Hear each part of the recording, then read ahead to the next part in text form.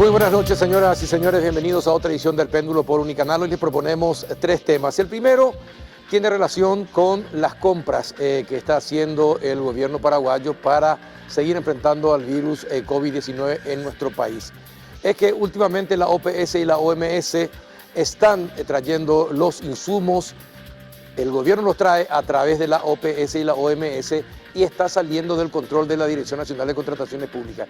El primer bloque vamos a hablar con el director nacional de contrataciones, el doctor Pablo Saiz, sobre este tema.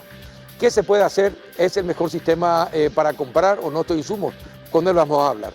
El segundo bloque vamos a hablar con el doctor Arnaldo Yucio como presidente de la Comisión Especial de Supervisión y Control de las Compras que se hicieron, porque cuando presentaron su informe dijeron que no hubo daño patrimonial. Realmente no hubo daño patrimonial. ¿Es así o no es así? Realmente de eso vamos a hablar con el doctor Arnaldo Yucio. Y el último bloque vamos a hablar con dos médicos. Uno está en Francia, los dos son paraguayos. Otro está en nuestro país. Ambos se recuperaron después de enfrentar al COVID-19. Antes de ir a la pausa, les invito, acompáñenme, vengan conmigo porque les voy a presentar nuevamente este rico vino Aresti, que es de la Villa Aresti, ubicada a unos 200 kilómetros al sur de Santiago de Chile. Pertenece a la familia Aresti y es una pasión verdaderamente familiar. Sabroso. Esta excelente marca también está representada por Nobleza SRL y pueden contactar con ellos al 555-236-555-090. Vinos Aresti. Salud.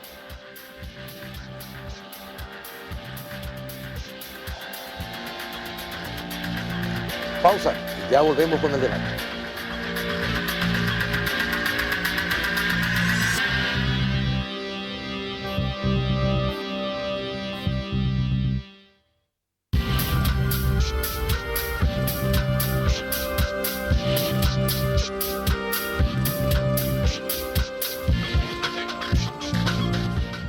Buenas noches, doctor Pablo Saiz, ¿cómo está?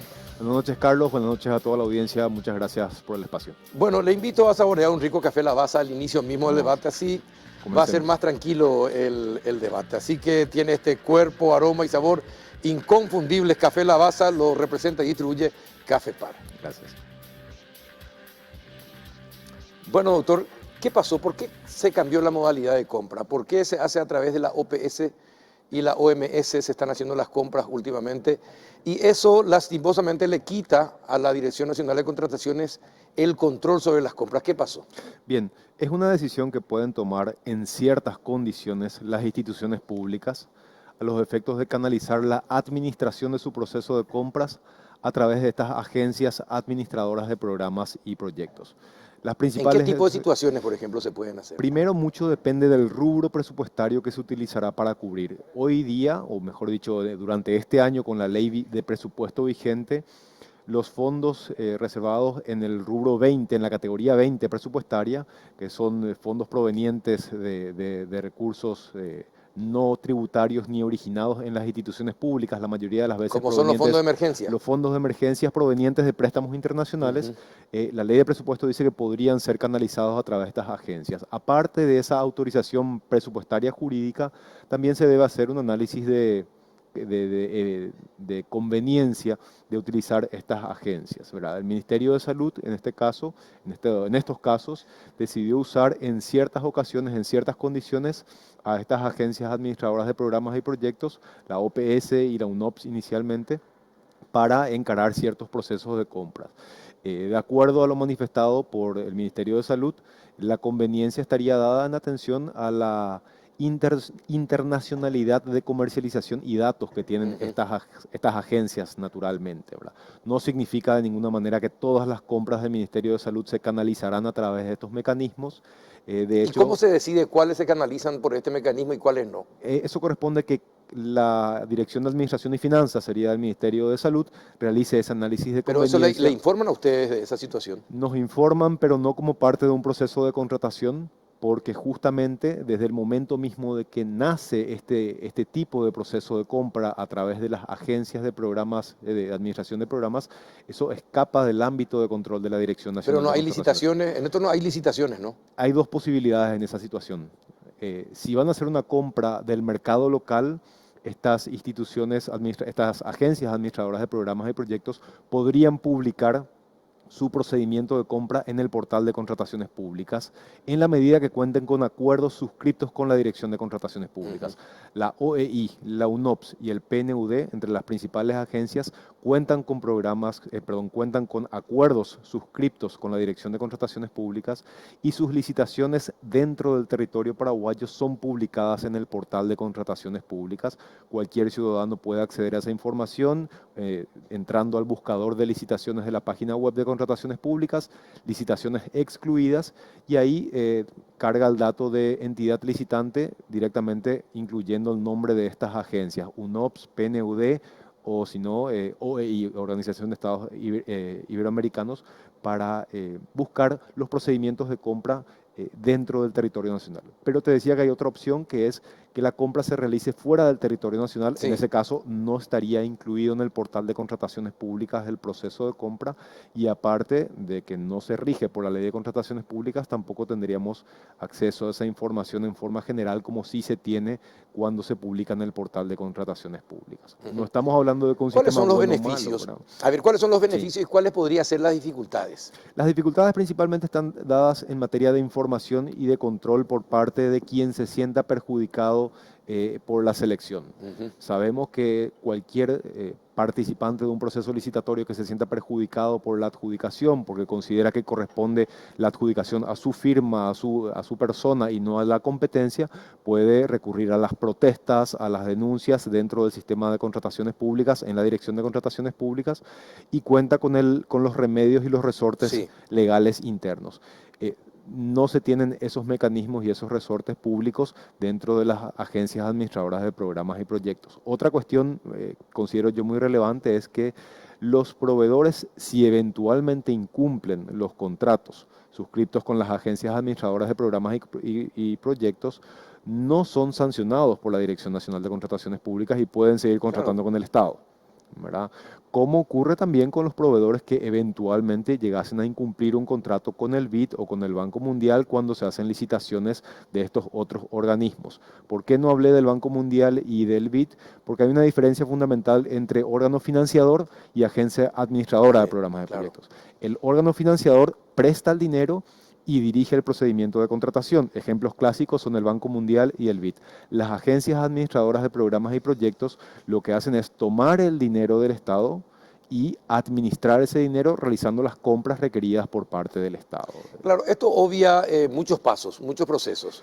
Sí. No facilita, me imagino que facilitará la compra. Además, la OPS y la OMS, me imagino que tendrán una cantidad de informaciones donde poder conseguir insumos y productos para traerlos rápidamente. Me imagino que desde ese punto de vista es una ventaja. Correcto. Esas serían las principales ventajas que se presentan con ese tipo de procedimientos. La información internacional que tienen por la naturaleza misma de internacional de estas agencias y, como decís, que eventualmente puedan tener mayor celeridad en sus compras. Pero ahí, como encargado de la competencia en cuanto a sistemas de contratación, te digo que el Sistema Nacional cuenta con todas las herramientas para También. dotar de agilidad a la compra, ¿verdad? Nos faltó agilidad en las compras, aunque hayan sido frustradas dos importantes, nos faltó agilidad en las primeras compras, nos falta agilidad hoy día con los sistemas de contratación por vía de la excepción ya transparentes, ya publicados, apenas se necesitan 5 días de publicación. El día lunes el Ministerio de Salud llevó adelante la publicación de uno de los primeros llamados, del primer llamado luego de la suspensión de mucho tiempo de llamados que tuvo el Ministerio de Salud, y el plazo de publicación para este llamado de compra de los test del COVID es de 5 días. O sea, es un tiempo bastante corto y que permite mucha agilidad también en la compra, ¿verdad?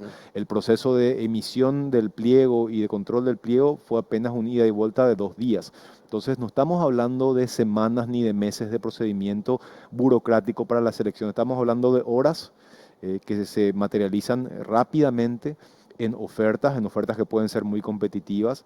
Vale la pena resaltar el buen trabajo que hizo en este procedimiento el Ministerio de Salud al cumplir todos los pasos establecidos en la ley de emergencia de pedir la opinión técnica de la Comisión Especial, elaborar un informe sobre precios de referencia muy completo, que hoy día ya es público, no solamente el valor, sino todo el informe técnico es público. Entonces, estamos seguros de que vamos a llegar a un buen puerto con la apertura de ofertas que va a ser el día lunes. Bueno, ¿y cuánto es la comisión que cobran estas empresas mediadoras? Bien, las agencias Estas administradoras, agencias, sí. habría que verificar en cada caso, con cada agencia, pero en promedio observamos comisiones que están alrededor del 5% del valor Sí, de los me contratos. decía el doctor Escoto, me decía 4% Sí, sí, sí, por estas compras. exactamente. El Entonces, 4% de la comisión que cobra la OPS y la OMS están cobrando al Estado paraguayo por esta mediación, por decirlo así. correcto, correcto. Porque finalmente el que compra es el Estado paraguayo, Exactamente, es dinero del Estado del Estado. paraguayo, ya sea en este caso producido a través de la ley de emergencia con los empréstitos contratados para nutrir ese fondo de emergencia que fue transferido ya en una parte importante por parte del Ministerio de Hacienda al Ministerio de Salud. ¿Verdad? Ahora, esto está aclarado. Le quitan a ustedes como control seguir ciertos pasos, pero le pregunto ahora, con respecto a las compras del Ministerio de Salud, estos insumos Sí. que llegaron y que después se devolvieron completamente, ¿qué pasó con esas empresas? Esas empresas ya no, todas las empresas allegadas a Ferreira, a los Ferreira, creo que eran ocho aproximadamente. En algunos momentos competían entre ellos mismos, empresas allegadas competían por un mismo paquete de provisión de insumos. ¿Cómo quedaron esas empresas? ¿Están todas suspendidas? ¿Ya no pueden contratar por el momento?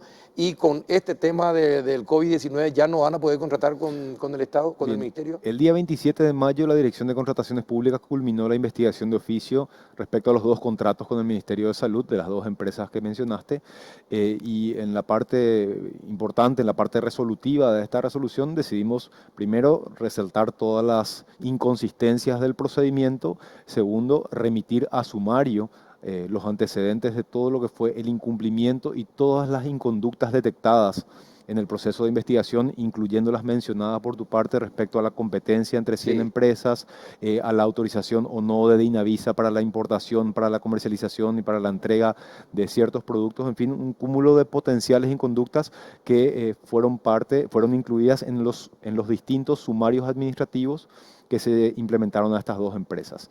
El día lunes de la semana pasada fue la audiencia de descargo de estas dos empresas, se presentaron con escritos de defensa, solicitaron la remisión de informes por parte del Ministerio de Salud, que ya estamos en puerta de recibirlos. Hoy tuvimos una conversación con el Ministerio de Salud a los efectos de asegurar que lleguen esos informes al expediente de los dos sumarios a las empresas. Recibido ese informe del Ministerio de Salud, la Dirección de Contrataciones Públicas ya está en condiciones de tomar la decisión respecto a si, como dice la ley, ameritan o no la aplicación de una sanción a estas empresas. En caso de aplicar una sanción, ¿cuál debería ser? Si es la amonestación simplemente o es la inhabilitación para proveer al Mientras Estado. no tengan esa decisión, ellos No, pueden seguir contratando con el Estado. podrían seguir contratando con el Estado. No hay ningún tipo de decisión que pueda tomarse como una suerte de medida cautelar de suspensión. No hay. No existe en la ¿Y ley. por qué eso no existe? Y porque es una ley que está carente de muchos elementos en materia sancionatoria. Y otro elemento muy importante, respondiendo a tu consulta, es directamente no se puede hacer nada contra, estamos hablando del ámbito de contrataciones Sí. públicas puntualmente, directamente no hay consecuencia aplicable a los accionistas o a otras empresas directamente vinculadas a una empresa incumplidora. Ahora, doctor, ¿y usted no podría presentar un proyecto de ley para, Sí. para que se trate? Porque eso sí que no tiene sentido. Totalmente. De hecho, Carlos, uno de los proyectos importantes encarados por parte de la Dirección de Contrataciones Públicas como lecciones aprendidas de esta crisis que conllevó la pandemia en materia de administración pública, es que nuestra ley de contrataciones públicas no es suficiente en materia de protección para la Administración Nacional y en materia de eficiencia de compra. La ley de contrataciones públicas vigentes tiene como premisa principal: esta es una ley de proceso de compra y si el proceso de compra está bien hecho, tenemos un buen contrato. Esa premisa es falsa. Eso no es así. La experiencia de 16 años de institución nos da la pauta de que hacer bien un proceso de contratación no es sinónimo de tener un buen contrato. tenemos que priorizar la eficiencia de la compra. Entonces encaramos un proyecto que se llama Construyamos Juntos el nuevo sistema de contrataciones públicas. Se realizaron más de 18 talleres con distintos sectores de la sociedad, incluyendo prensa, prensa especializada, gremios de proveedores, de gremios no proveedores del Estado, sociedad civil organizada, sociedad en general, proveedores del Estado, funcionarios públicos. Recopilamos muchísima información y este proyecto tiene como objetivo y como meta presentar antes de que culmine la primera quincena de agosto un plan de acción que tendrá acciones operativas para cambiar el sistema ya sin necesidad de modificación de la ley y un paquete de modificación legal que es sumamente necesario. Dentro de esa modificación legal se incluye obligatoriamente la modificación del régimen sancionatorio y dentro de ese paquete específico de régimen sancionatorio, por supuesto que está la posibilidad de aplicar medidas específicas a accionistas o empresas vinculadas, realizar un control similar a lo que hace la CEPRELAT de grupos económicos hoy día y tomar medidas como las que puede tomar, por ejemplo, el Banco Central. Se aplica sanción a la empresa proveedora y también a sus directores. A sus directores, claro. Sí. Pero aparte de eso, yo no sé si la Dirección de Contrataciones tiene alguna oficina que controla los precios de referencia, porque el doctor Yucio, quien después va a estar con nosotros, en su explicación a inicio de semana, había dicho, y después lo había refrendado el doctor René Fernández, que los precios de referencia, por ejemplo, de las máscaras faciales, sí, ellos tenían precios referenciales de máscaras faciales que estaban alrededor de 484.000 guaraníes cada uno. Cada uno. Pero también tenían precios referenciales de los mismos protectores faciales a 9.000 guaraníes. ¿Cómo es posible? Yo no sé yo no sé si hay una oficina de contrataciones públicas que tacha, no. 484.000 no tiene sentido y se tacha definitivamente, pero no puede haber tamaña diferencia si es que no hay un intento de estafa de por medio. Es así, Carlos, y leí un comentario de un economista nacional bastante participativo en redes sociales que decía: no puedo creer que la ley de contrataciones públicas no haga referencia en ningún momento al precio de mercado. No hace referencia al precio de mercado. No hay dentro de la Dirección de Contrataciones Públicas todavía una unidad específica de control de precios de referencia. Lo que sí hicimos, y ya mejoró mucho el sistema de esto, es que sean públicos los documentos que se utilizaron para construir el precio de referencia. O sea, y otra cuestión muy importante, nuestros códigos de catálogos no estaban bien utilizados. Históricamente, el código de catálogo, que es el código que identifica específicamente este tipo de copa de cualquier otro tipo de copa, similar a lo que es la nomenclatura arancelaria de aduanas, estaba mal utilizado. En general, era muy poca la información que se obtenía. Y ahora tenemos una herramienta muy interesante que es el comparador de precios, forma parte de los objetivos de desarrollo sustentable que fueron impuestos a la Dirección de Contrataciones Públicas. Generamos un comparador de precios para hacer ese tipo de análisis en forma automática. En el proyecto de presentación de la modificación de la Ley de Contrataciones Públicas se incluye una competencia y una función específica para que la Dirección de Contrataciones Públicas realice análisis de precios de referencia, ¿verdad? Y se cuente con las personas indicadas para realizar este tipo de análisis. ¿Usted alertó de toda esta cosa en algún momento ya a las autoridades? Básicamente, dentro de los 3 días de publicado cada proceso de contratación, la Dirección de Contrataciones Públicas ya emitió las principales observaciones. En el caso del Ministerio de Salud, creo que fue el 6 de abril que se publicaron los documentos de contrato. El mismo día, la Dirección de Contrataciones Públicas hizo sus observaciones. En el caso de la DINAC, de tapabocas, dentro del periodo de análisis de los 3 días, la Dirección de Contrataciones Públicas hizo las principales observaciones. Esa es la punta del iceberg. ¿Cómo Petropar y la DINAC pudieron entregar al Ministerio de Salud mascarillas vencidas?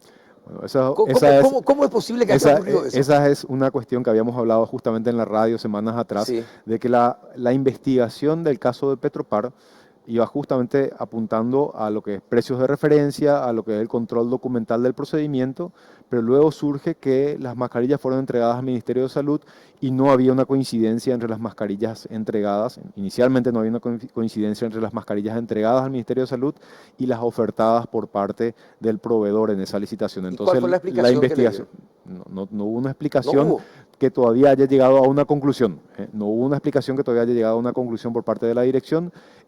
Probablemente en los primeros días de la semana que viene ya tengamos cerrado el caso de Petropar, ¿verdad? Así como se fue un cierre del caso del Ministerio de Salud, una investigación bastante más compleja que solamente el tema de precios, que incluye procedimiento, Sí. comportamiento del proveedor y las eventuales consecuencias que pueden surgir respecto a la declaración de irregularidad del proceso, la eventual remisión de antecedentes de todo el expediente a otras autoridades públicas y también la continuación de procedimientos de análisis respecto a la conducta eventualmente del proveedor de ese procedimiento. Ujú.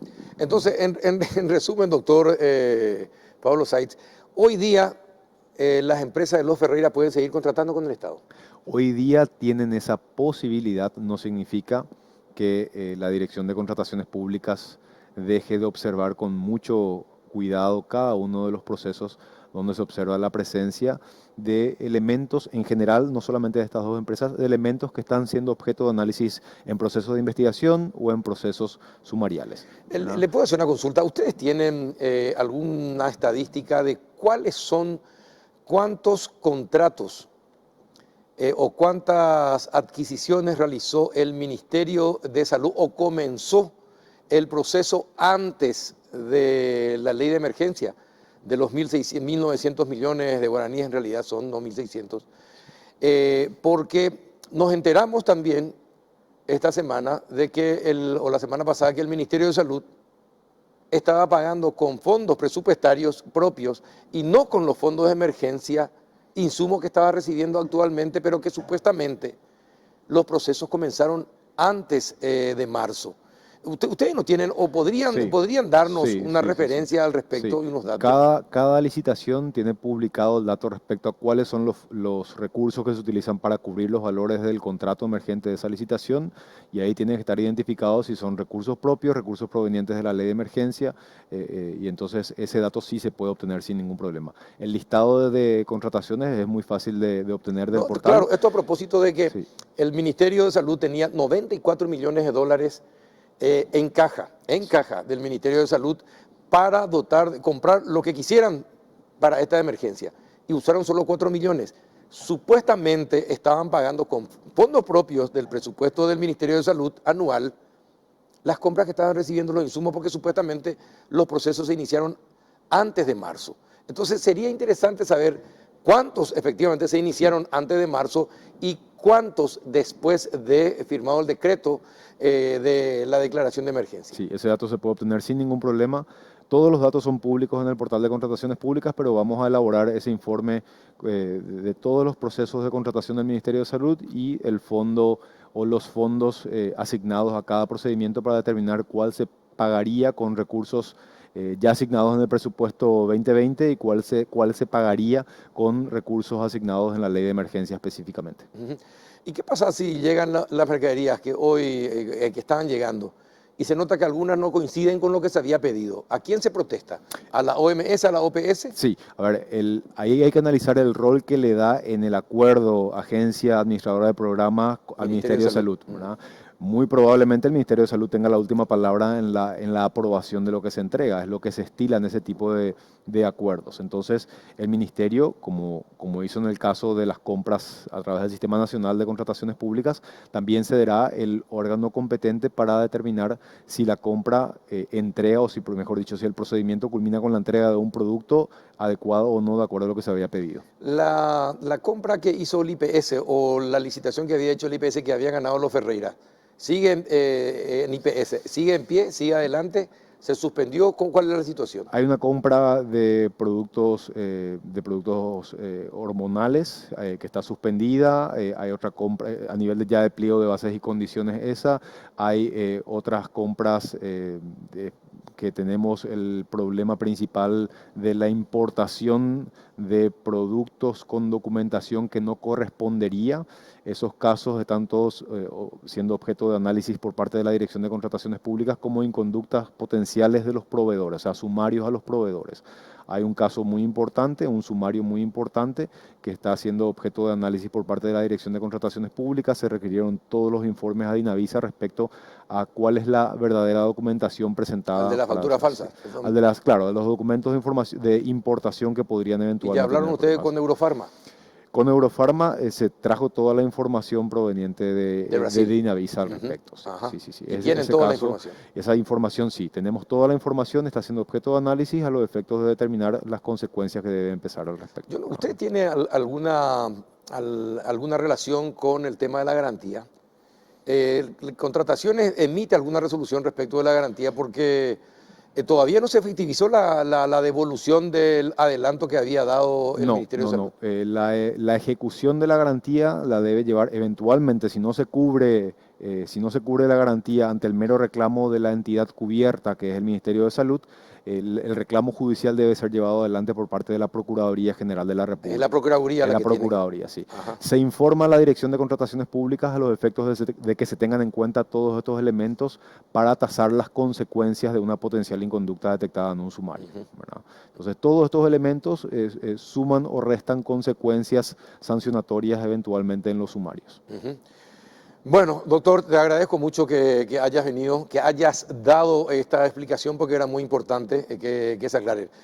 Por el momento, los Ferreiras pueden seguir, pero ya no hacen licitaciones. Es decir, están suspendidas todas aquellas que estaban llevándose adelante. Sí, todos a ver, no queremos que el titular pueden licitar tranquilamente. Exacto. Todos los procedimientos donde se detectaron presencia de empresas sumariadas, de empresas que están con problemas en general en las licitaciones COVID y también las que acabas de mencionar, están siendo objeto de análisis especial.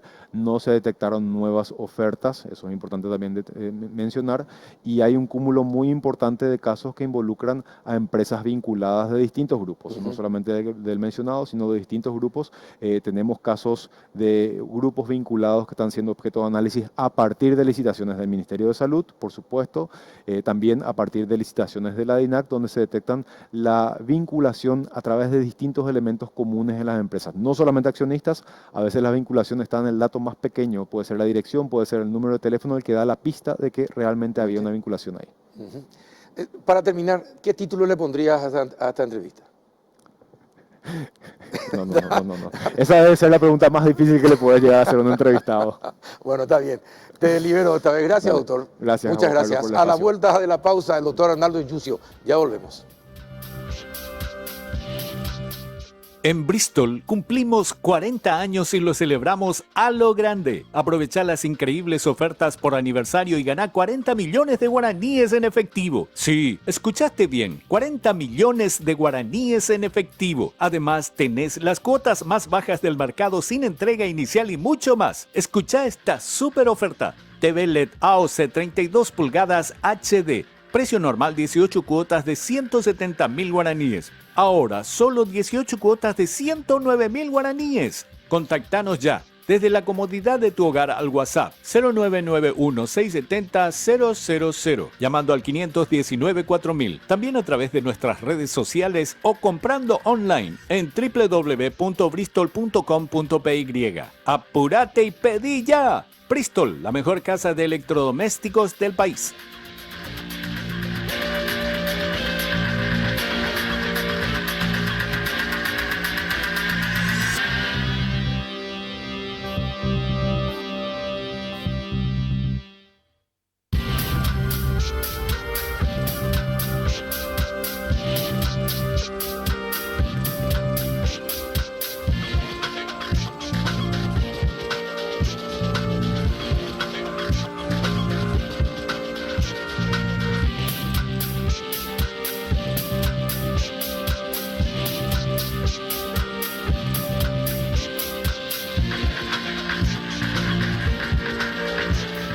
¿Qué tal, doctor Arnaldo Yucio? Buenas noches, ¿cómo está? Carlos, ¿cómo estás? Bien, doctor. Gusto saludarte. Igualmente. Da gusto tenerte, doctor, acá. Sos difícil de ubicarte, pero cuando da gusto tenerte. Así que te agradezco que hayas venido hoy. Normalmente no me gusta luego, ¿verdad? ¿En serio? Y últimamente menos. ¿Por qué últimamente? Ya me comprometí nomás luego contigo, por eso estoy viniendo. ¿Por qué? ¿Te dieron mucho palo? ¿Eh? ¿Te dieron mucho palo estos días? Bueno, sí, en realidad sí, ¿verdad? Pero en forma absolutamente, en algunos casos irresponsable, en forma mediáticamente vendible, ¿verdad? Creo que hablamos en tu Sí, sí, programa hablamos. sobre el tema. Sí, hablamos. ¿verdad? Mira, todos los que, inclusive ya estamos analizando si tiene o no sentido hacer una conferencia de prensa, ¿verdad? Porque todo lo que mencionaste o no se entendió o no quieren entender, ¿verdad? Pero ninguno de los elementos que nosotros resaltamos y el objetivo de la conferencia de prensa en su momento fue rendición de cuentas Sí. de nuestra actuación, ¿verdad? Y lo único que se resaltó, y al día siguiente todos llamaron por ese tema, el tema del perjuicio patrimonial, ¿verdad? Sí. Y eso fue lo que menos de eso menos se habló, ¿verdad? Claro, porque, bueno, tenés que ponerte en la piel de la gente, en la piel del que trabajó y que ya no trabaja ahora. ¿Podemos tomar este Sí, vino? sí, no, es para que brindemos ya, ¿Eh? doctor Yusef. ¿Por qué? Hay un fin de año, ni tu No cumpleaños. importa, porque la gente está molesta, porque se le dijo quédate en tu casa, perdieron el trabajo, algunas empresas ya no vuelven, otras cuesta volver, han perdido plata, llegaron insumos, llegaron insumos, se hizo un adelanto y los insumos fueron rechazados totalmente porque llegaron cosas que nos habían pedido, Sí. ¿verdad? Eso tiene un costo. A lo mejor el Estado mantiene sus 13 millones o 3 millones de dólares que había dado de anticipo, a lo mejor recupera, Sí. pero el Estado dejó de trabajar y dejó de recibir plata esos días. Eso es un perjuicio económico. Aunque no esté ligado directamente con los 3 millones de dólares que va a recuperar el Estado probablemente, ¿cómo recupera el impuesto que no se paga, las compras que no se hacen, las ventas que no se realizan? No, los comercios que se están cerrando, que se cerraron, se están cerrando y van a ir cerrando. O sea, Sí. yo creo que estamos de acuerdo en eso, ¿verdad? Yo creo que el problema macro es un daño, un perjuicio económico, Impresionante. no solamente acá, En Paraguay, ¿cierto? es en el mundo. Así Esto, Carlos, es lo más cercano, y mencionamos eso, lo más cercano a una guerra mundial, con perjuicios económicos y muertes. Sí. Lo más cercano, yo creo que no va a haber en las últimas décadas algún evento que haya causado tanto daño económico y también en vidas humanas, ¿verdad? O sea, y el Paraguay es un barquito dentro del océano, ¿verdad? Los grandes barcos, o sea, los países con mayor estructura estaban yendo a pique, estaban Sí. haciendo agua, ¿verdad? Cierto. Y el Paraguay probablemente por su misma condición de pequeño, ¿verdad? Le dio la oportunidad, y liviano le dio oportunidad de estar flotando, ¿verdad? Y hoy estamos en una situación absolutamente grave, ¿verdad? Pero nuestra mención de perjuicio patrimonial no hacía referencia al problema macro, sino hacía referencia al presupuesto COVID. O sea, el presupuesto COVID, y esa es nuestra misión, Carlos. Nuestra misión es hacer que lo menos posible se gaste y lo que se gaste bien, ¿verdad? Evitamos, porque hicimos un cálculo más o menos de la cantidad de dinero que se iba a pagar por los 32 llamados, unos 145 millones de dólares aproximadamente, en total, ¿verdad? Eso finalmente no se gastó.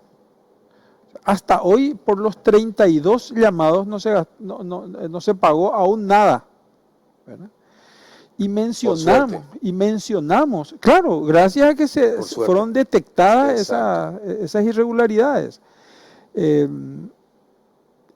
Dentro de este proceso encontramos que uno de los elementos que creemos es estratégico, más aún en este tiempo de pandemia y de mucha necesidad y de ausencia de circulante, son las deudas morosas del Ministerio de Salud, o sea, que debía a muchísimos proveedores.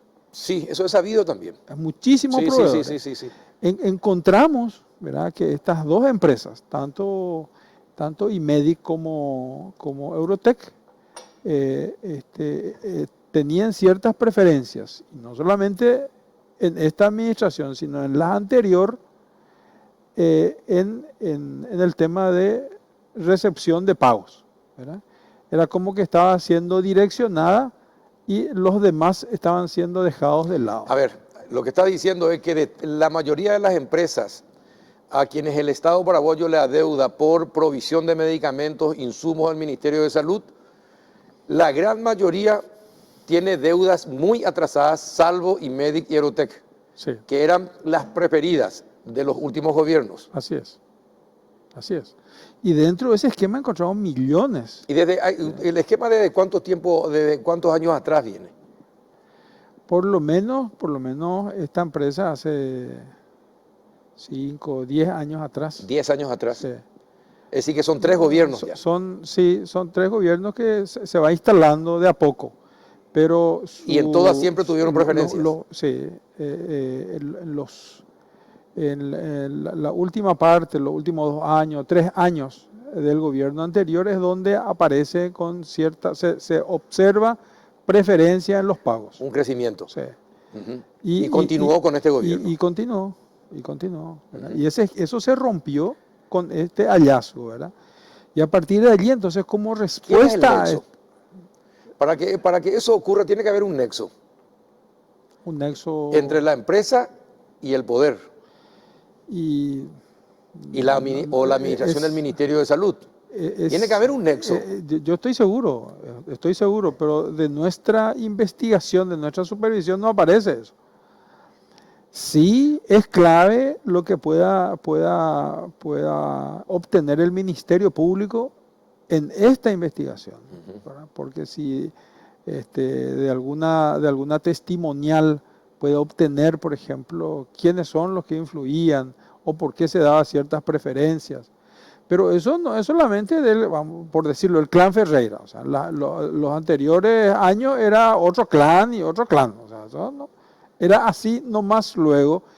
Y tengo la sospecha de que eso se da no solamente en el caso de salud, sino en todas las compras si nos públicas. metemos en ¿verdad? construcciones, iremos a 60 años atrás y ya vamos a encontrar empresas favorecidas. Totalmente. ¿Verdad? Por eso, no sé si Pablo te habló, esas modalidades de compra que hoy están en vigencia, ya están implementadas, son absolutamente interesantes y lo mejor de todo es que va obviando la intervención humana, como la tienda virtual, por ejemplo. Sí. ¿Verdad? Y eso fue lo que comunicamos, eso fue nuestro regocijo en su momento, ¿verdad? En la conferencia de prensa. Estábamos informando de que por primera vez se había adquirido el Estado compró a través de tienda virtual 3 millones de mascarillas y pagó en una semana. O sea, eso es absolutamente histórico. Pero pasa que René Fernández dice en algún momento, hablando de los precios de referencia, que tenían precios de referencia de los protectores faciales. Sí. Creo que habló contigo. Sí, habló conmigo, sí. Gracias a tu intermediación, te tengo que agradecer eso. Sos un gran productor. No. Así que cuando te falte trabajo ya sabes después. Habló de 484.000 por unidad. Sí. Y al mismo tiempo habían otras empresas que estaban, el mismo protector, estaban ofreciendo, tenían su precio de referencia en 9.000 guaraníes. Eso es inaudito, eso es un intento de estafa de acá a la luna. No, categórico. ¿Verdad? Entonces, ustedes van a aconsejar, van a pedir que aquellos que intentaron estafar sufran alguna consecuencia, sean investigados, sumariados. Porque ahí que vamos a pedir, Carlos, ya lo hicimos. ¿A quién le pidieron? Y en el informe que presentamos respecto a los 32 llamados, Sí. entre los que está el llamado 36 que corresponde a IMEDIC y Eurotech, nuestra sugerencia, aparte de establecer las irregularidades en cada uno de los procesos, era precisamente de que se envíen todos los funcionarios que participaron en estos procesos irregulares sean sumariados y o enviados los antecedentes al ¿Cuántos Ministerio serían los Público. funcionarios que tuvieron que haber participado? ¿Cuáles son las oficinas? ¿Cuáles son las oficinas directamente involucradas? Te estoy hablando. La UOC. La Dirección General de Administración y Finanzas, el director de UOC, los miembros los miembros del comité de evaluación. Esos son los que aparecen directamente como responsables de esas inconsistencias. Deberían haber notado las inconsistencias. Sí, claro, no, o haber hecho alguna mención o una llamada de atención. O oponerse, pues indudablemente se saltaron muchos procesos.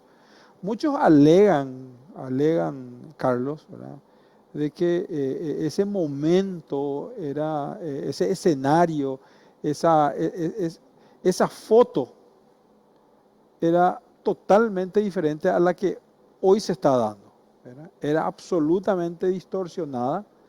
La necesidad, la urgencia hizo, teóricamente... ¿Cuánto tiempo fuiste fiscal, doctor? Y como 12 años. 12 años. ¿Cuánto tiempo en el Parlamento? 5. 5 años en el Parlamento. Vos sabés perfectamente cuál es la modalidad que más, que sirve para hacer más negocios en la adquisición pública. Y el proceso de excepción. Sí, todas las compras que se hacen por excepción, ¿verdad? Una de las modalidades. Una de las modalidades. Sí, ¿verdad? Y particularmente, eso también nos llamó la atención, ¿verdad? Esta modalidad de compra, por vía de la excepción, se utilizó en casi todas. Si no en todas, en casi todas, ¿verdad?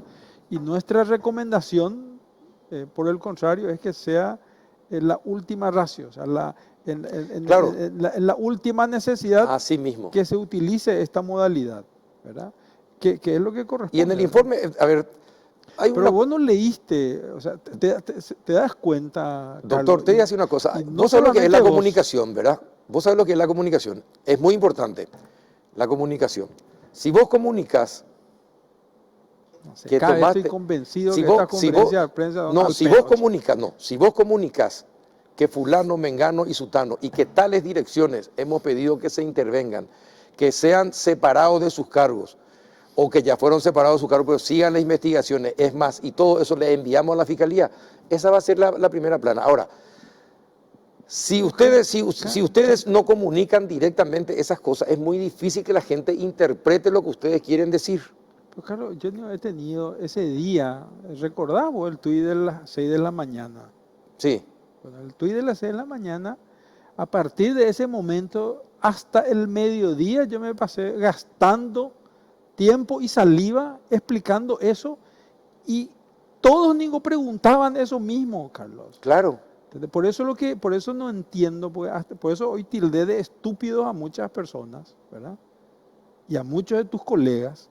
Porque da la impresión que, no sé, o sea, estaban en otro momento o están obnubilados por una noticia y se enfocan en eso solamente, ¿verdad? Pero en su momento hasta se entregó la documentación. Hablamos, todos los de la comisión, hablamos sobre el tema de que se remitan los sumarios, se remitan a todos estos funcionarios a sumario y lo demás a la Fiscalía. Es más, el Ministerio de Salud usó nuestro argumento para su denuncia penal. Y su denuncia penal era de estafa. Ahora, ¿me entiendes? te digo una cosa. No era lesión de confianza. Te digo una cosa, doctor, para que te des cuenta nomás cómo y no es solamente este gobierno, aclaremos que no es solamente este gobierno, simplemente que en este gobierno vino la pandemia, explotan todas estas cosas y se pueden saber más detalles, ¿verdad? Pero este tipo de negocios se hicieron siempre. ¿Sí? Se hicieron siempre. Sí, hace 30 años. Claro, el tema es... Vos a propósito me pusiste esto acá. Sí, doctor, así se te suelta la lengua. Pero el tema pasa porque la gente está cansada de la impunidad. Vos fuiste fiscal, vos sabés mejor que nadie el escozor y la molestia que causa la impunidad, que cuando vos hiciste una excelente investigación, presentaste todo, hay un arreglo extrajudicial y todos tus argumentos que están basados en pruebas y concretas, no son atendidos y son desechados por el juez. Y le liberan a una persona que hoy hiciste una investigación excelente. Sí, te habrás sentido frustrado muchas veces, ¿verdad? Varias veces. Varias veces. Bueno, así se siente la gente hoy. Sí. ¿Verdad? Entonces, entender a la gente no es porque sea estúpida, es porque está cansada de la impunidad. Yo estoy, a ver, No, pero no es con la gente, Carlos. No es con la gente en la que a mí, no es con la gente en la que a mí me cuestiona. O sea, a mí en los medios surgió ese cuestionamiento. ¿qué es lo que te molestó tanto? No, pero Que te hayan, imagínate. que hayan dicho que a lo mejor querías blanquearle a la pero gente. fíjate tampoco, o sea, eso pues es una, o sea, en tapa de diario no salió el tema del blanqueo. O sea, que nosotros pretendíamos blanquear supuestamente, y no solamente un medio, blanquear supuestamente a quienes aparecieron, pero fuimos nosotros, digo, lo que mencionamos, que se remita todo a los antecedentes. Nuestro informe se usó para hacer la denuncia. ¿Y cómo Ahora, vamos a hablar de blanqueo? Pero la impunidad hay de ambos de todos lados. lados, O sea, de todos lados. En los medios de prensa hay peores impunidades. Peores Estás enojado, impunidades. Gina, vos con los muchachos. No, Sí, estás molesto vos. no, quiero poner nomás las cosas sobre la mesa. Podemos, ¿verdad? Sí, claro, claro, claro. Poner las cosas sobre la mesa. O sea, no te pueden, pues, no pueden decir, por ejemplo, uno de los medios dijo por un abogado joven, inteligente, excelente, decirle que es este abogado que René Fernández lo contrató porque era miembro del EPP, abogado del EPP. ¿Verdad? Pero fíjate nomás cómo queda eso. ¿Verdad? Otro de los medios empezó a hablar, decir, Arnaldo Yucio se enriqueció de un tiempo a esta parte, pero ni siquiera tuvieron el tupé de revisar de que son los mismos bienes. ¿Verdad? No, pues no puede ser. Pues. Y otros colegas tuyos me invitaron a programas, Llegué al programa, me dijeron que no necesitaban de nosotros. Luego nos retiramos y en el programa empezaban a decir que nosotros no quisimos participar en el programa. O sea, no pues. ¿Pero en serio me estás diciendo esto? Sí. ¿En dónde, quién te hizo eso? Que te dice, no te necesitamos, vamos a hacer, y después... El domingo pasado, a la noche.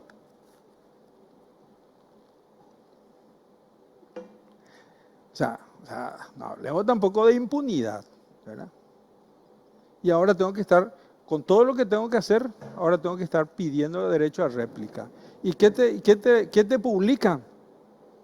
Así. Pero vos sos abogado, vos por ley, y fuiste fiscal, vos sabes bien que te tienen que dar el mismo espacio en la misma página. Sí, y hay algunos medios que no hacen luego. En el caso de René Fernández, Carlos Arregui te publica como si fuera que estaba ganando más que el presidente. Por eso digo que casi estúpido es. Estaba ganando más que el presidente. No se dieron cuenta que el presidente gana 37 millones. Lo que a Arregui le endilgaban como que estaba ganando más era 36. ¿Y por qué era 36? Porque fue producto de un viático que devolvió después. O sea, no, pues. Y te presentan como algo cierto. ¿Entendés? Pero eso es fácil de desechar. Agarrarte, vas a explicar, llamar a una conferencia de prensa, decir, acá está la documentación, se equivocaron, señores. Una joda ya son está. las conferencias de prensa, Carlos. Una joda. Yo te digo personalmente, yo no estoy más de acuerdo con la conferencia de prensa. Vos te vas a exponer lo que querés, pero al final te sacan lo que quieren. ¿Cómo quieren?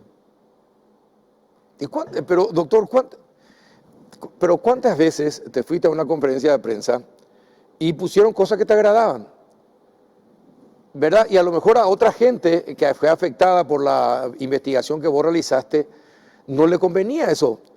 Pero son las reglas de juego, forma parte también de la libre expresión. Vos no le podés decir a los medios de comunicación, esto ustedes tienen que entender de esta manera. No, pero tampoco puedes hacer decirle eso. Pero que publiquen por lo menos objetivamente lo que se dijo.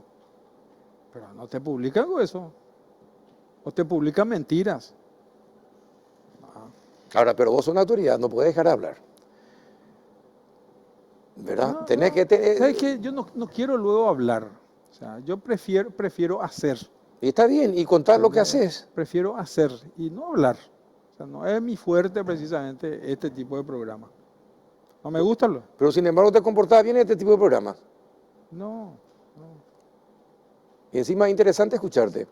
Más todavía, no, en serio, independientemente de que le pueda caer bien a la gente o no. Sos una autoridad. Pero vos entendiste, Carlos, lo del perjuicio patrimonial. Sí, entendimos. Y quedamos de acuerdo en muchas cosas, ¿verdad? Con lo que nosotros te expresamos acerca de la estafa también, Sí. ¿verdad? Y se entendió por eso, ¿verdad? no puede hablarse de blanqueo si finalmente nosotros fuimos los que mencionamos los elementos de la estafa. No hubiese sido mejor, pero no hubiese sido mejor que en la conferencia de prensa hubiesen hablado de la estafa y no y también mencionar, te puedo asegurar que iban a salir las dos cosas. No trajeron las placas. Me parece que no enviaron las placas. La primera vez que hablaste de estafa fue cuando hablaste con nosotros en la radio. Sí. Sí, y fue después de la conferencia. Sí. Pues nosotros, bueno, Pero lo que pasa es que, ¿verdad? Sí. ¿qué nosotros queríamos comunicar? Si nosotros te salvamos a vos en la radio, doctor, con eso de la estafa, porque ese era el punto de cuestión. Nosotros entendimos después el tema. Pero se publicó al día siguiente totalmente otra cosa. ¿De la estafa? No, y se publicó al día siguiente. O se publicaron cualquier otra cosa menos lo que nosotros hablamos. Claro, eso fue el día posterior a tu conferencia de prensa. Pues nosotros te llamamos después de la conferencia de prensa. Nosotros hablamos después de la conferencia de prensa y al día siguiente se volvió a publicar otra cosa. Ahí ya con caricatura y todo. Espectáculo. En serio, nosotros hablamos a la mañana, ¿verdad? Sí. Temprano, no, entonces fue al otro día. Sí. Al otro día de tu conferencia hoy, de prensa. Claro, al otro día de la conferencia de prensa nosotros hablamos. Y ahí aclaramos lo de la estafa. Sí. Ahí salió lo de la estafa, Sí. ¿verdad? Pero hoy se volvió a publicar con caricatura y todo. Pero no te vayan a molestar por eso. Pongo nomás las Hombre cosas. público, Pongo ya sé, nomás no las está cosas. bien, pero sos hombre público. Y algunos van a acompañar tu labor y otros te van a criticar. ¿Y qué va a hacer? Vamos a Si yo te crucificando nomás, entonces. Si yo te muestro todo lo que escriben de nosotros en las redes, Sí, bueno, no trabajaríamos, te puedo asegurar. está bien. Pero no vayas a cejar en tu empeño. ¿Sabes qué? Vos fuiste fiscal. Carlos, Vos sabes sí, cuál es nuestro sí, deseo. Que no sí. haya más impunidad. Si hay algo, yo creo que hay muchísimos mejores que yo. Muchísimos. Pero probablemente en donde muy pocos van a superarnos va a ser nuestra tenacidad y voluntad de trabajo. Muy pocos. Bueno, ¿Verdad? Y si estamos donde estamos, desde el Ministerio Público, pasamos por el Senado, ¿verdad? Que fue, bueno, no quiero hablar de las elecciones, pues bueno. Y estamos ahora donde estamos, ¿verdad? Es precisamente por eso. No soy el mejor, no soy el más inteligente, pero te puedo decir que soy uno de los más voluntariosos. y seguí siendo voluntarioso. No te enojes si te critican, que palo porque bogas y palo porque no bogas. Eso es así en la función pública. Pero te molesta la injusticia. Claro que te molestan. A vos te molesta A la todos injusticia. nos molesta la injusticia. Y bueno, A todos. este es un momento injusto. Ahora, prometeme algo. Claro. Vas a continuar. Si está dentro. No, de está nuestra dentro. posibilidad. Vas a Perfecto. continuar hasta el final, hasta que el último responsable del intento de estafa, no sé si sea castigado, sea la palabra exacta, pero que sea reconocido por lo menos. Que se sepa quiénes son. No, claro que sí, claro que sí. Pero acá yo creo que la pelota ya está en el campo del Ministerio Público. O sea, nuestra misión ahora, por eso yo creo que hay un poquito en las conferencias, se malinterpretó o se sobredimensionó lo que queríamos hacer, ¿verdad? La mayoría probablemente fue porque querían ver sangre. Sí, me dijiste eso. ¿Sí? ¿No? Que querían ver algún tipo de resultado respecto a otra auditoría. Alguna decapitación querían los muchachos. Y en realidad, de aquí en adelante, pues ya es nuestra intervención. O sea, lo que nosotros estamos supervisando ya va a ser aquí en adelante. Te voy a pedir otro favor entonces, y para eso, para terminar y dejarte y liberarte. Te voy a pedir otro favor. Hincale a la Fiscalía para que sean presurosos. Informarle a los medios de que le estás hincando a la Fiscalía para que hagan su trabajo en tiempo y forma. Hacen a ese favor, ¿puede ser? Sí, Sí, nosotros tenemos muy buena relación con los fiscales. Y bueno. Antonio fueron colegas Y míos. por eso, hinchale. Y contanos nosotros, cuando alguien no te está haciendo caso, avísanos. De hecho, en los casos de IMEDIC, nosotros le entregamos todos los insumos. Pues ahí, por ejemplo, un tema que si la comisión no hubiera obtenido, gracias a la participación de aduana, las muestras, como muestra, los insumos que bajaron del avión y no se hubieran después cotejado eso con los insumos que finalmente recibió el Ministerio de Salud, te puedo asegurar que la estafa no hay primo hay. No se iba a poder demostrar. Bueno, perfecto. Está bien. Doctor, fuerza, y hincharle a la fiscalía y contarnos nosotros si no te hacen caso. Si Dios quiere. Un abrazo, doctor. Gracias por venir. A vos también, Carlos. A la vuelta de la pausa, escucha esto, doctor. A la vuelta de la pausa vamos a estar con 2 médicos paraguayos que lograron vencer al COVID-19. ¿Están acá? Uno está acá, otro está en Francia. Ah, qué Y bien. van a dar su testimonio en instantes. Está bien.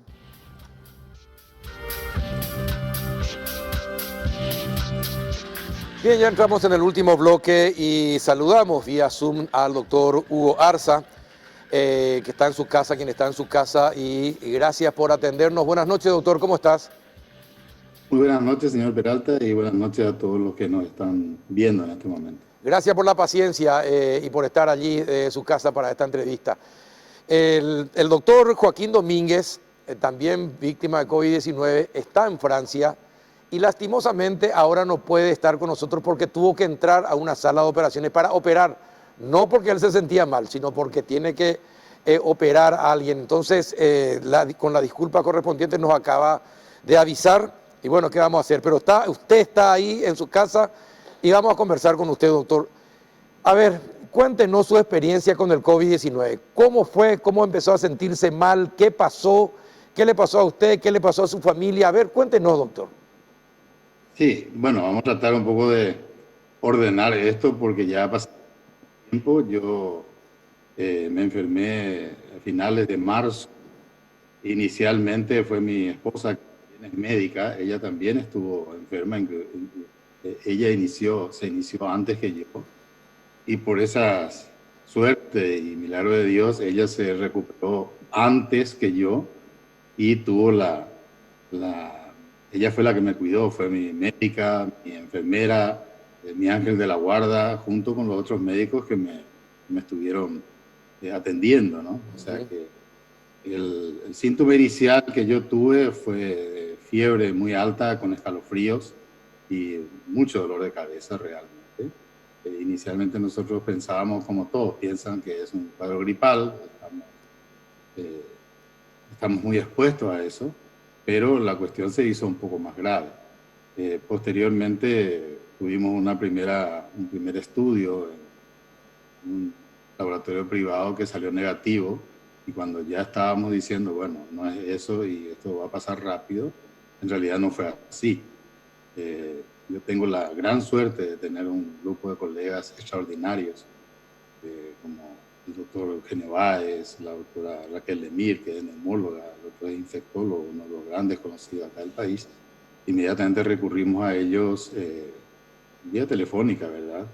Y me pidieron los estudios más específicos, no solamente el PCR, que en ese momento salió negativo y que me dio una falsa seguridad y una falsa calma, ¿no? Y con los estudios que me hicieron posteriormente al pedido de mis médicos, encontramos que realmente yo me encontraba con un cuadro severo de COVID, ¿no? de este virus, e inmediatamente empezamos el tratamiento. En pocos días me volví a repetir los estudios ya desde el ministerio, que se portaron muy bien, vinieron a mi casa todas las veces que fueron necesarios y se comprobó el diagnóstico. Se comprobó. Ahora, doctor, esto tiene un impacto muy grande en la gente porque le obliga a un encierro obligatorio de mínimo 15 días. Mínimo 15 días. En su caso también tuvo que dejar de trabajar, por lo tanto perdió ingresos. Su familia también tuvo que quedarse en cuarentena también su esposa que es médica y por suerte su ángel de la guarda le cuidó, entonces, pero económicamente uno siente el impacto de esta enfermedad, inmediatamente lo adquiere, doctor, porque se tiene que recluir, tiene que guardar reposo, todos, y eso cuesta plata, no solamente es la salud, también es la economía. Sí, sin ninguna duda. Yo en realidad también tengo la suerte de ser un funcionario de un hospital público. Yo estuve encerrado más de 15 días, yo estuve prácticamente un mes, no prácticamente, estuve un mes encerrado porque no tenía la doble negatividad que se necesitaba para salir del cuadro. Si bien mi cuadro clínico mejoró ostensiblemente con el tratamiento, yo tuve que quedarme encerrado en mi casa prácticamente un mes y una semana hasta que me autorizaron salir teniendo ya los hisopados negativos. Y sí, porque no solamente nosotros no vivimos solo del salario público. Exacto. Yo soy cirujano infantil y trabajo en mi consultorio, en los sanatorios, con el agravante de que uno debe seguir pagando los salarios a secretaría, limpieza, etcétera, sin producir un solo centavo. Es lo que pasa con mucha gente. Y yo entiendo perfectamente bien la desesperación de mucha gente que vive única y exclusivamente de su producción privada. Sí, claro, del ingreso diario de mucha gente. También sus familiares tuvieron que guardar cuarentena, doctor, una vez que usted fue confirmado con el COVID positivo. Así mismo. Yo en este momento, en realidad, en mi casa vivimos mi esposa, una hija mía de 18 años, una empleada nuestra que es como nuestra hija también, y tengo otra hija pero que no vive en casa y que estuvo en contacto con nosotros. Con una gran suerte, ninguno de ellos salió positivo, pero tuvieron que guardar cuarentena tal como nosotros. Los 15 días tuvieron que hacer sus estudios de PCR y por suerte dio negativo siempre. Entonces ellos sí tuvieron que guardar cuarentena al igual que yo, y con mi esposa estuvimos un mes. Ahora, doctor, usted que es médico también, ¿cuál es, por qué a las personas de 65 años para arriba son más susceptibles de que le dé de un modo más violento el COVID-19? ¿Qué pasa con esas personas? ¿Qué pasa con el cuerpo del ser humano a partir de los 65 que por eso se los considera vulnerables? Bien, yo creo que no hay que hablar de susceptibilidad, sino de mayor gravedad en el caso de las personas mayores de edad, al igual que las personas que tienen comorbilidades, patología pulmonar, hipertensión pulmonar, diabetes, obesidad sobre todo. Es decir, este virus le puede tomar a cualquiera y con la misma susceptibilidad. Lo que pasa es que sí,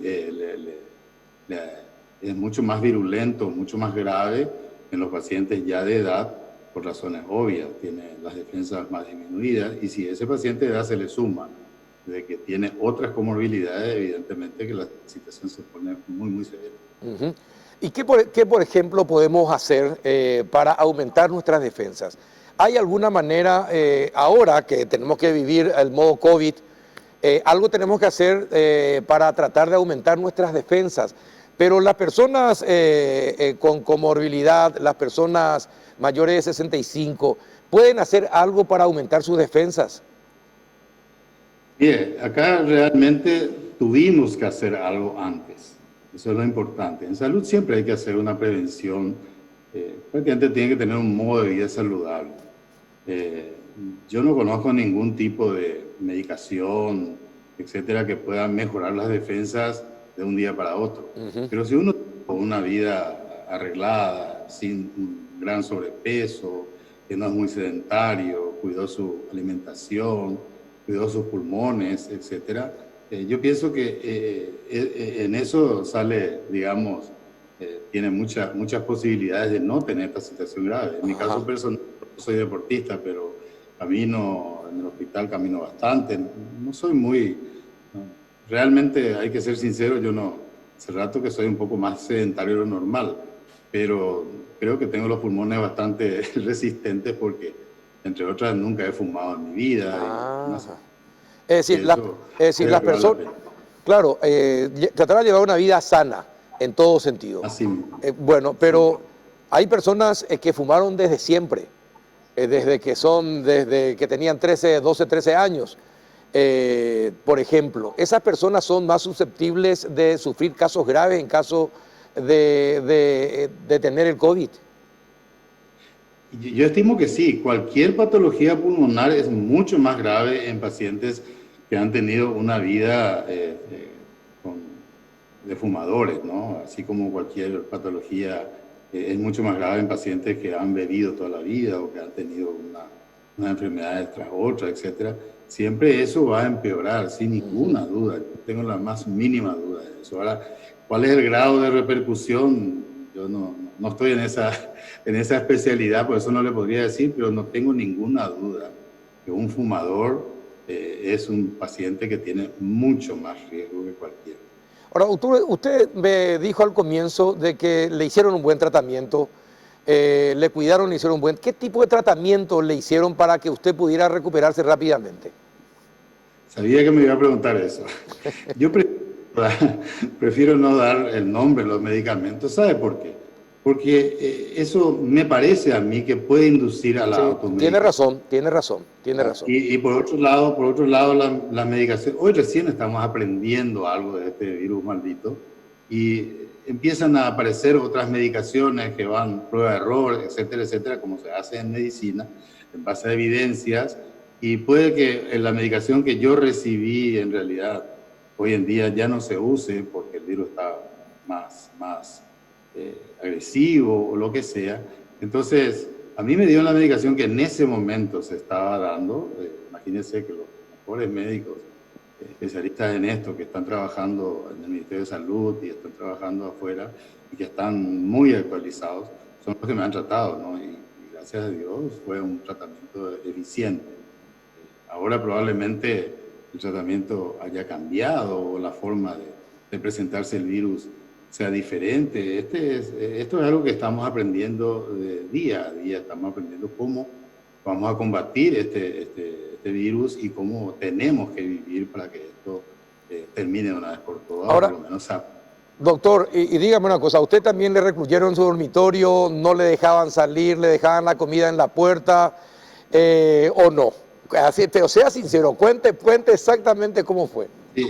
Sí, en verdad, nosotros tenemos una hija que está en España y teníamos ya toda la carga emocional y de susto que había allá. O sea, de alguna manera teníamos un poco ya entrenado nuestra mente como para hacer eso. Y sí, con mi señora nosotros estuvimos recluidos totalmente dentro de un cuarto, pero yo me imagino que estando solo ha de ser mucho peor. Yo por lo menos estuve con mi pareja de hace 32 años, ¿no? Mi esposa, y ella me cuidó y entonces sí, tuvimos que tomar todos esos recaudos e inclusive planificar una estrategia para circular un poco por la casa una vez que ya podíamos circular sin que eso sea un riesgo para los demás componentes que, como le dije, era mi otra hija y la señorita que vivía. Claro, ¿y cuál era la estrategia? ¿Y cuál era la estrategia que siguieron, doctor?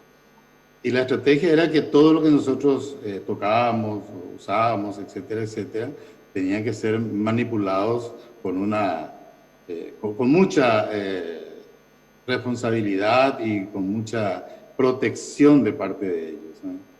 Nuestro baño no usaba nadie, la pieza cuando se entraba a hacer alguna limpieza de pieza, nosotros no podíamos estar comunicados con ellos, teníamos que pasar por otro lado.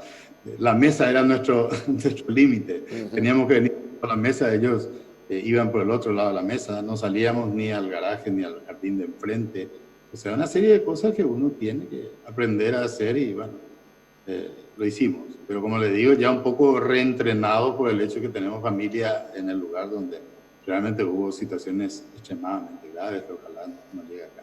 Sí, efectivamente. ¿Y por qué 30 días, doctor, la recuperación suya? Usted me dijo que su esposa se recuperó rápidamente. ¿Por qué se da esa diferencia, cree usted? No. Una cosa es la recuperación de los síntomas que tuvimos, sí, que fue relativamente rápido. Ella fue una cosa extraordinaria, por suerte. Tuvo luego otros síntomas. Ella tuvo el famoso síntoma de no oler y no sentir nada de gusto y fiebre. Y sin embargo, yo fiebre y dolor de cabeza. Fueron diferentes. Lo que nos obligó a quedarnos es que no pudimos negativizar el PCR temprano. Ella negativizó mucho antes que yo, creo que unos 15 días antes, y a mí me tomó un poco más fuerte. O sea, que yo creo que depende del virus, depende del organismo de cada uno. Hay una serie de variables, como le digo, que nadie le va a responder con certeza porque esto es algo nuevo. Sí, y eso es lo que desespera, doctor, la incertidumbre que genera este virus. Porque como usted mismo dice, dos personas viviendo en la misma casa y sin embargo la recuperación es totalmente diferente, los síntomas son diferentes también, entonces uno no sabe a qué atenerse. Pero el tratamiento fue similar, con los mismos medicamentos, ¿se trataron ambos? Sí, de hecho que sí, porque era lo que se tenía en ese momento y nos dieron la medicación que correspondía, ¿no? Sí, los dos nos tratamos de la misma manera.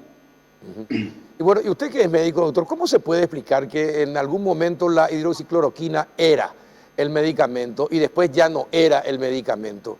Lo mismo con el Remdesivir y compañía. ¿Qué es lo que pasa con el virus y estos remedios? Mire, yo no podría explicarle, porque yo recuerdo que cuando empezó todo esto y que estábamos todos atentos a las informaciones, a las informaciones veraces o no veraces, como dicen los españoles a los bulos, que creo que le llaman fake news, todos sabíamos, todos éramos unos genios, sabíamos de epidemiología, todos nos volvimos virólogos, epidemiólogos, etcétera, etcétera. Y por un lado decían que sí, que la hidroxicloroquina, que no, que la hidroxicloroquina, etcétera, etcétera. Y bueno, la explicación tendrán los infectólogos de por qué una cosa sí y otra cosa no. A la hidroxicloroquina lo que le indican mucho es la cardiotoxicidad, es decir, la posibilidad de producir problemas cardíacos. Pero yo creo que en manos de médicos que saben manejar los medicamentos y dan las dosis adecuadas, con el cuidado adecuado, uno tiene que aceptarlo y evidentemente que no produce lo que está produciendo. Yo le debo confesar de que es la segunda vez que tengo que tratarme con cloroquina porque hace 30 años yo estuve como médico misionero en el África y malaria. Y claro. Tuve que tratarme con la cloroquina. Exacto. Sí, Tendría que poner un cuadro yo de agradecimiento a la cloroquina probablemente, ¿no? Pero ahora, también tengo probablemente un corazón que todavía anda bastante bien. Sí, no, evidentemente anda bastante bien. Estaba leyendo, doctor, que algunas situaciones se están dando hoy y que se conocen, porque no es solamente el aspecto físico, sino también el aspecto mental, porque esto también genera problemas y se está descubriendo en una cantidad importante de pacientes que algunos empiezan a tener alucinaciones, se vuelven más paranoicos como consecuencia de haber padecido el COVID. Este dicho nos tiene a mal traer, pero también la mente es importante que sea atendida, doctor. Y es posible que sí, o sea, la mente es algo muy, muy difícil de entender hasta hoy, por más que se conoce cada vez más lo que son neurotransmisores y lo que es el pensamiento, la inteligencia, etcétera, etcétera, cada vez se conoce más. Pero este virus se mete por todas partes, es decir, yo no dudo de que podrá haber algún tipo de acción directa sobre el sistema nervioso, aparte de la ansiedad tremenda que nos produce esta situación, no solamente de estar encerrados y los que estuvimos enfermos de haber padecido esa incertidumbre de no saber si mañana entrábamos a terapia, si entrábamos a un respirador, si nos curábamos, no nos curábamos. Nos quedamos con secuelas como hasta ahora, ¿no? O sea, nosotros no sabemos realmente qué va a pasar más adelante con este pulmón que sufrió. Yo me siento muy bien ahora, no tengo ningún problema, estoy trabajando normalmente, pero yo no sé lo que va a pasar más adelante y de hecho que debo cuidarme como si no hubiera padecido esto y estoy en manos también de mis médicos que son los que me aconsejan qué puedo hacer y qué no puedo hacer. Ahora, ¿y qué le dicen? Ustedes cuando hablan entre médicos, ¿Y cómo es el trato? Porque de alguna manera uno quiere competir, porque también es médico, y a lo mejor quiere saber más, pero ellos son especialistas, neumólogos, los que le asisten, por eso usted acepta las recomendaciones. Yo creo que en esta ocasión fui un buen paciente.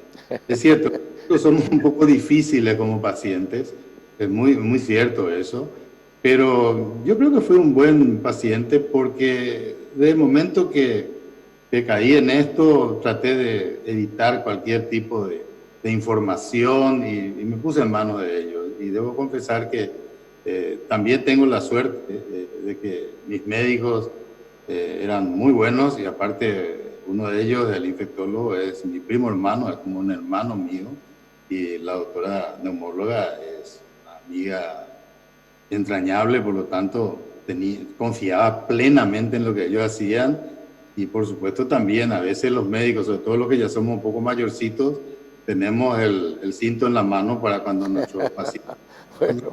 nos hacen todo caso que nos tendrían que hacer, ¿verdad? Bueno, doctor, si usted tuviera que darle recomendaciones a la gente sobre cómo cuidarse ante el COVID, ¿qué le diría? Y le cuento bien, cuando yo pensé invitarle a ustedes, a los médicos, era porque quería que la gente supiera de primera mano y de gente que entiende del tema, como son los médicos, la importancia de seguir los consejos médicos.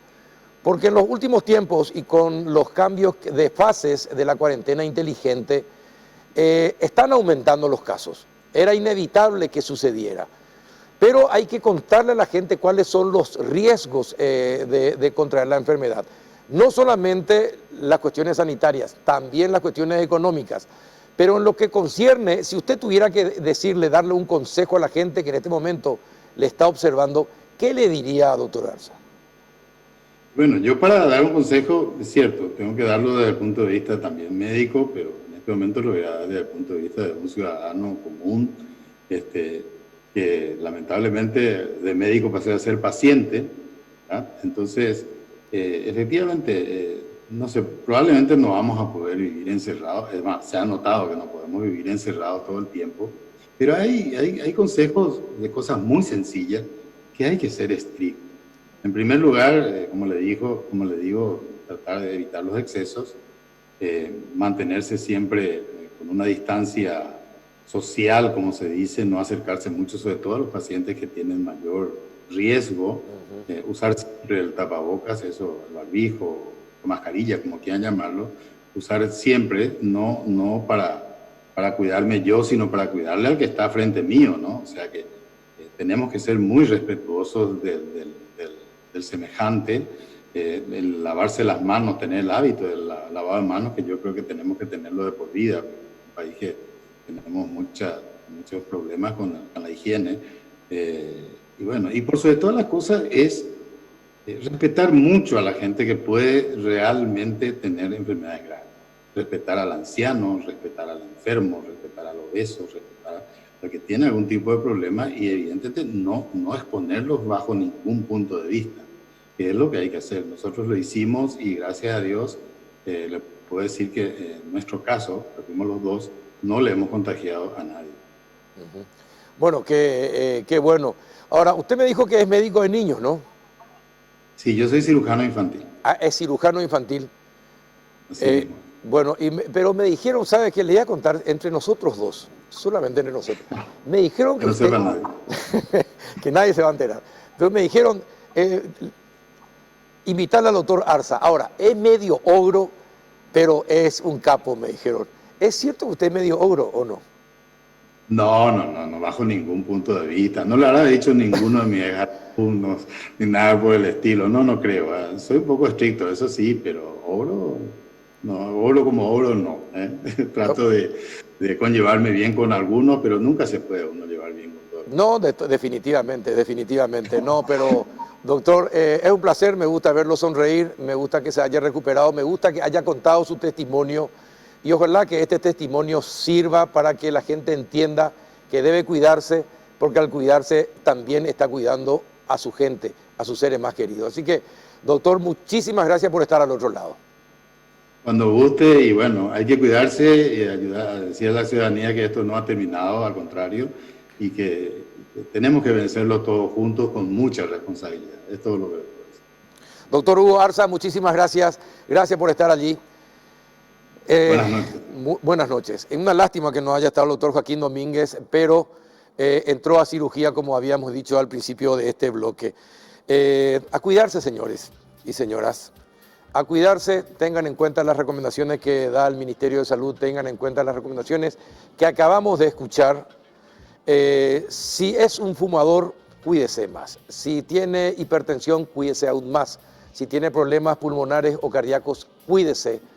Y cuídenle a todo su entorno. Así mañana podemos saludarnos y tal vez en poco tiempo podamos abrazarnos. Hasta el próximo miércoles.